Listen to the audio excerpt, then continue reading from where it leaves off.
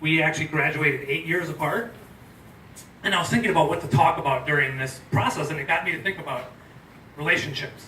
Relationships are what matter. We were both on the same alumni board. I posted something about the Anna Weston Act. Heidi responded to me. She said she's putting the NEDA walk together. And I want to give her, hold your applause for a second, but I want to give her another big round of applause because you don't know, this is the first ever NEDA walk. This is run by volunteers. She's not pulling out of here with Alexis because she put this together. I work in social work, come on. She works in social work. So she spent all of her time over the last year setting all of this up, getting all the volunteers together, working with the national office, seeking sponsors, seeking speakers, and I think it was through her own force of will that we're all here today. So can we give her one more round of applause?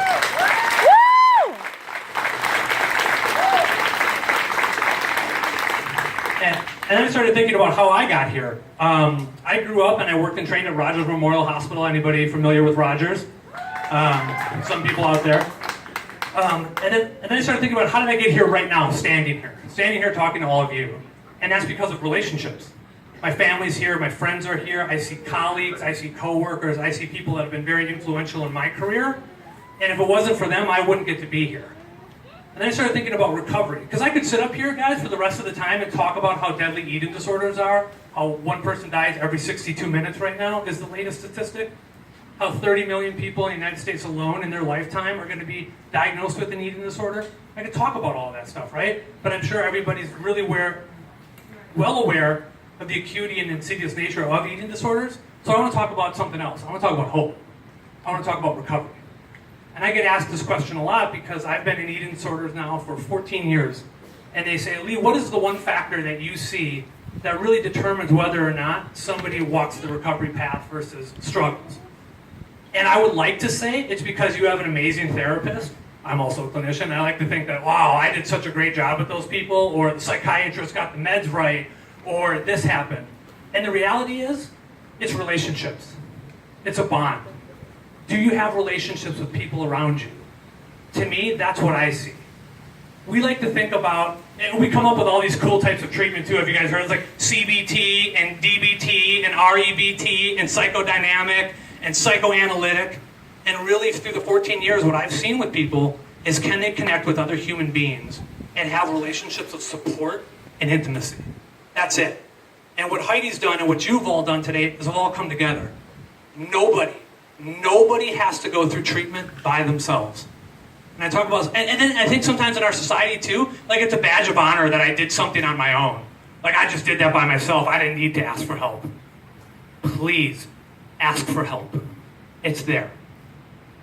Organizations like NEDA, organizations like BEDA, IADEP, AED, they're all there to support the journey of recovery, which is why it's so important. Look around at all of you.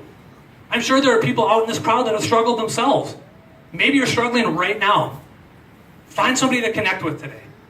You don't have to do this by yourselves. And I think for so long, we thought that we've had to. Or we think that there's a fix some other way. And I think what we don't talk about enough is what relationships we need to have with each other. We need to learn to be compassionate with ourselves and compassionate with the people around us. I know everybody here knows that this isn't a fad, right?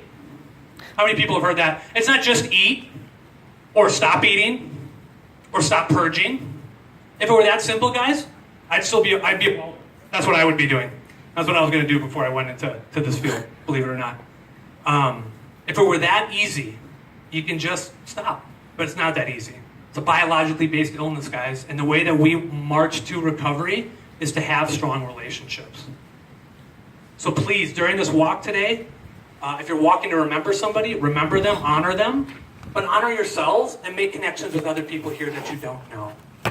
It really means a lot. I'm sitting up here with like goosebumps thinking about it and thinking, this is a huge crowd, Heidi. I know. Like, I've done Arizona. This is bigger than Arizona's. So a lot of people out there care.